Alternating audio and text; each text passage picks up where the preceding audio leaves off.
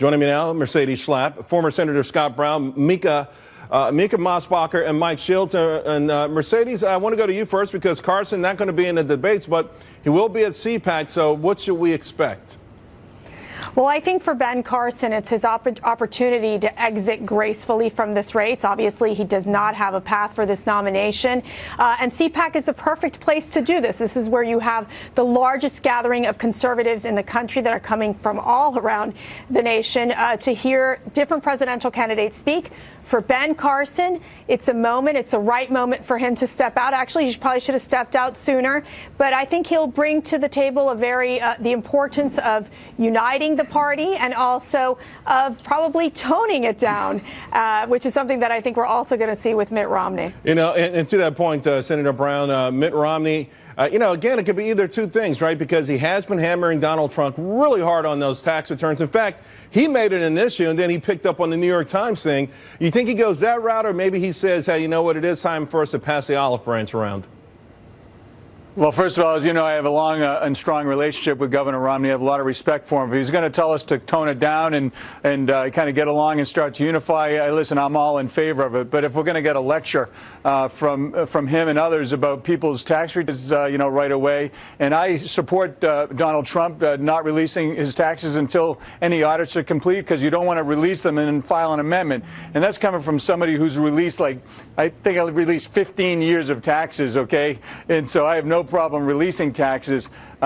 But bottom line is that's just a false narrative. You're just doing the gotcha game. Oh, he didn't pay enough taxes. Oh, he didn't support this group enough or that group enough. You know what? I'm from the philosophy that we should be paying as little as possible in taxes, because the federal government is a terrible steward of our money. They're like pigs at a trough. You give it to them, they'll take it. So I hope it shows that he paid no taxes, and I hope everybody pays as little taxes as possible. All right, because we're in deep trouble right now, and they'll just waste our money, Charles. All right, listen, I don't disagree with that either. I don't pay as much as Trump, but every time I'm filling those things out, I'm crying at the same time and taking a shot. Mica, I know you know what I'm talking about. What do you think, though? The Republican Party, there's a lot of turmoil here because you've got three candidates who still think they can win. Obviously, Donald Trump is ahead. And many people are saying, hey, drop out or make it more competitive or do the right thing. And also tone it down because Hillary Clinton is watching, and they're going to use a lot of this stuff against whoever the nominee is. Well, first of all, Ted Cruz last night didn't take a silver bullet from Donald Trump. As expected, he wasn't mortally wounded. He carried 18% of the delegates, including Alaska, where Sarah Palin had endorsed Trump. But let me say from the get-go, I have always taken Donald Trump seriously. And even when Ted Cruz was dismissed way back in May, when I threw my support around him, I was absolutely targeted by establishment Republicans who did not understand the pulse of the electorate. First of all, I recognized in fundraising for Mitt Romney, who I have a lot of respect for, that we had a ticking time bomb in the Republican Party. What I hope Mitt Romney will do is call for civility, but I don't think it helps that he attacks Donald Trump. I'll tell you why. He's an elder in our party. What we've done in the past isn't working. It's Einstein's theory of crazy. We keep doing the same thing over and over, expecting different results. It is time. The people are speaking, and the last thing I want to see is a brokered convention. That's going to be a calf scramble, and it's going to hurt our party. You know, and we're definitely going to talk more about that later. But, Mike, I think where some folks from the Mitt Romney side, in addition, beyond the donor class and establishment power base, are saying if indeed this is going to be a big tent, while Donald Trump is luring in people who might have been called Reagan Democrats at one point, he may also be pushing certain people out. Do you think Mitt Romney is going to try to find some sort of way of bridging both of those things, and by the same token, bringing some more civility to this race? Well, we'll see. I mean, he is an elder statesman in the party. I think he's going to be talking. My guess is he's going to be saying, hey, the forces he obviously is not for Donald Trump. And I think he's going to be saying the people that are opposing Donald Trump ought to come together, and the party, as he knows it, ought to come together to fight Donald Trump. And the fact is the race isn't over yet. Only 30% of the delegates have been awarded so far. We started off with 17 candidates. We're now down to 4 with Ben Carson dropping out. Last night, Donald Trump got 36% of the vote of people who showed up. So there's 64% of the people who voted last night who weren't voting for Donald Trump. And so even after March 15th... On that note, real quick then, Mike, on that note, are you saying he would suggest a super ticket of Cruz Rubio Because that's being thrown around. I don't know that. I don't know if he's going to get that specific. Maybe he will. Maybe he'll suggest all kinds of different things. But I do think that there are some folks that are looking at that 64% number and saying there's a big movement within the Republican Party. And by the way, the primaries that are coming up are closed primaries. I think if you look at where Trump has shown some weakness in Oklahoma and Minnesota, for instance, that he lost last night, those were where you have party regulars and people that are within the Republican Party that are voting in those primaries. And a lot of the March 15th primaries that are coming up are closed primaries. So I still think that there is an opportunity for the other, the non-Trump forces, and I think that's who Mitt Romney is going to speak to tomorrow. Senator Brown?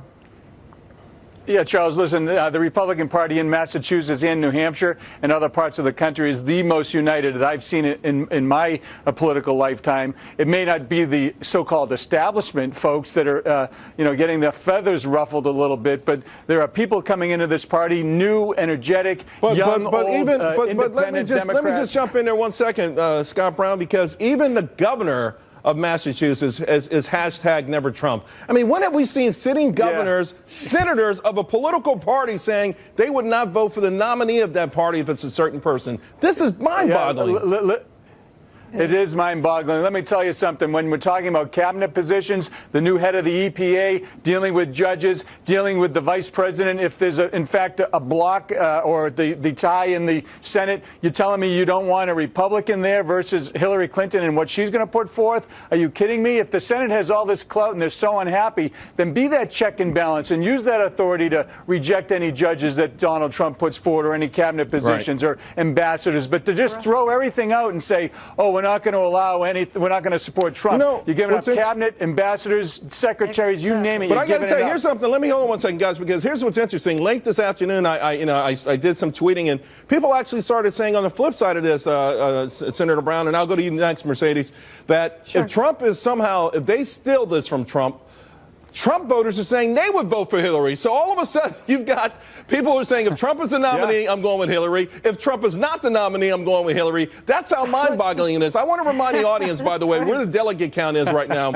and why this whole thing is still in play. Donald Trump at 319, Ted Cruz at 226, and Marco Rubio at 110. So, Mercedes, what a lot of folks are saying, if you add 226 and 110, heck, you've got a super competitive avenue to go against Trump. Is it that simplistic? Right.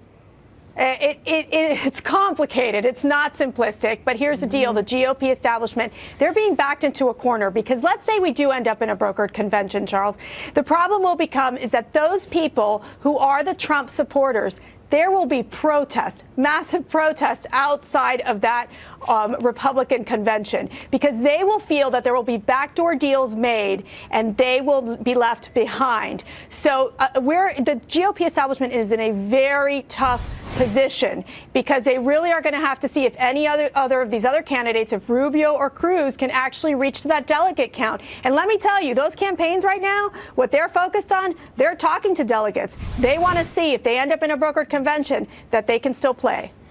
So, Mike, how would that work out? We're going to talk about it a little bit later, and I just want to alert the audience. We just got a news alert from the LA Times. Their editorial board just put out a piece saying that Donald Trump, quote, is not fit.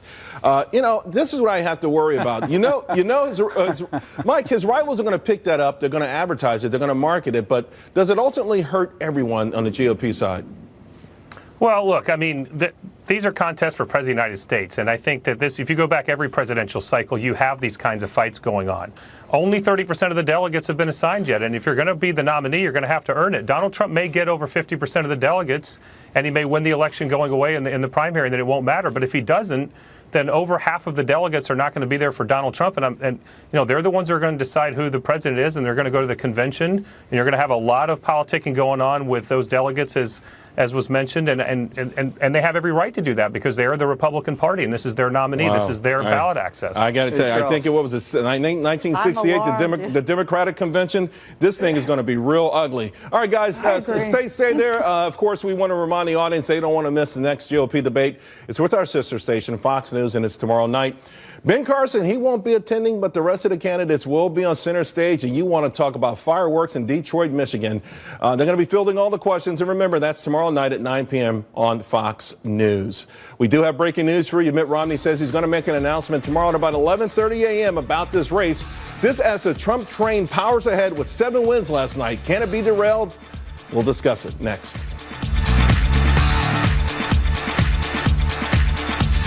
But with 2 weeks left, everyone's saying now you got 2 weeks left. This is it. You got to beat Trump if you're going to do it. If not, maybe nothing happens. But on the flip side of that, some folks are saying, no, a brokered convention would be the last resort.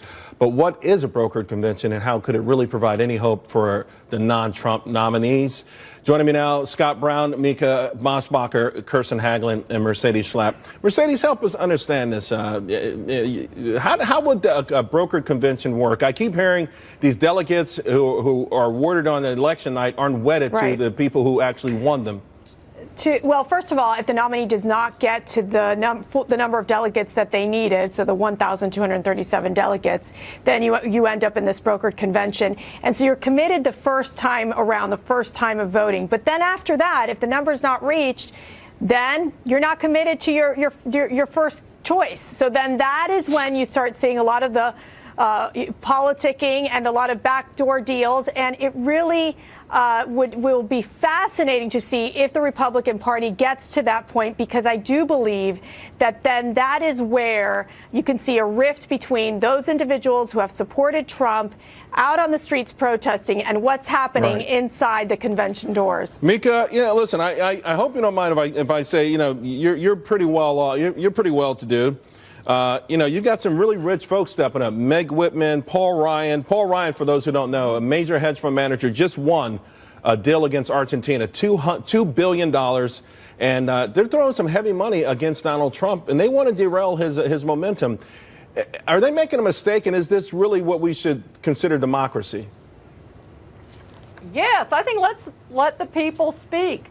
First of all, I am establishment, remember. My husband was a Bush cabinet member, and I have tire tracks on my back from supporting Cruz from the get-go, but I'll tell you why. I went through a 12-step program to wean myself from the establishment part. I hear you. I realize we're not reaching out to Hispanics. We're all hat, no cattle in Congress, a do-nothing Congress. It's time to do something different. And while Donald Trump might be an acquired taste, I personally know him and I like him. I think Ted Cruz can beat him. But if Donald Trump is our nominee, I say to our party, let's rally around him and defeat Hillary Clinton. But Kirsten, I got to tell you, there are a lot of people, again, very wealthy folks who are committed to throwing some heavy money to try to stop Donald Trump. And you wonder if they can't beat him during the election process, what lengths they'll go through to stop him at the convention. And, there's a lot of evidence to show that a lot of money going to those negative ads worked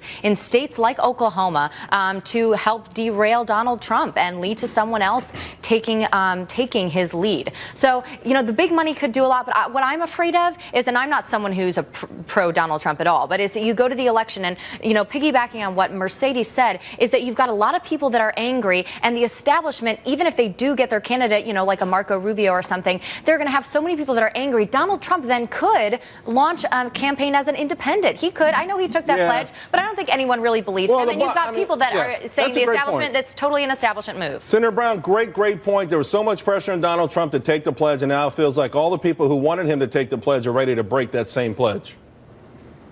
Well, first of all, I appreciate the three folks prior to me, speaking very honestly and passionately about their positions. And we have a very clear choice here. You either have Hillary Clinton or the Republican nominee, whoever that person is going to be, period. And if you're not going to support and rally around that person, then, what are you doing as a Republican? Why don't you just go work with Bernie or Hillary? And with regard to your point on the convention, there's already legal teams forming to obviously make sure that that hanky-panky doesn't start, because you can change the rules. The establishment, so-called, and others can change the rules and manipulate things so, you don't have the various heads of the states. They're already playing games, and don't think that Donald and, quite frankly, Ted and Marco aren't already aware of it. I know. I got to tell you, and everyone kind of smelling a rat here. Something is not right. But anyway, we'll come back to that. Thanks a lot, guys. I want to talk also about the people who oppose Donald Trump based on ideology.